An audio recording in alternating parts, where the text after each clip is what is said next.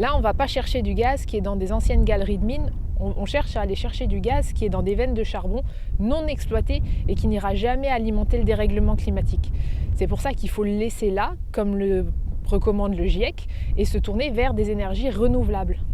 On est contre l'exploitation du gaz de charbon parce qu'il y a des impacts environnementaux bien documentés dans les autres pays sur la stabilité des sols, la ressource en eau potable et le dérèglement climatique. Et puis surtout là, c'est qu'il y a un rapport coût-bénéfice pour chaque projet à évaluer.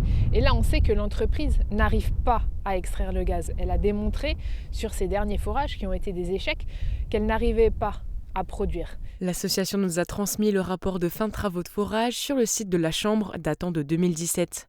Au fil des paragraphes, on remarque que de nombreuses difficultés ont été rencontrées lors des forages tests.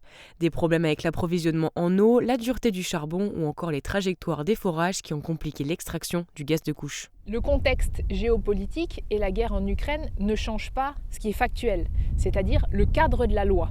Et le cadre de la loi, c'est que pour avoir un permis, l'entreprise doit démontrer qu'elle a les capacités financières et techniques pour mener à bien l'exploitation. Il y a des retours d'expérience d'autres pays qui exploitent le gaz de couche.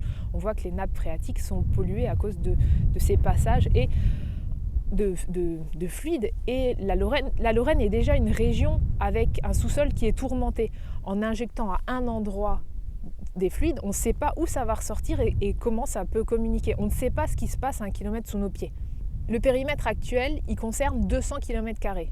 Le projet de l'entreprise, c'est jusqu'à 400 puits qui auront chacun entre 2 et 4 km de drain. Vous vous rendez compte du gruyère que risquerait de devenir la Moselle-Est avec un tel projet ?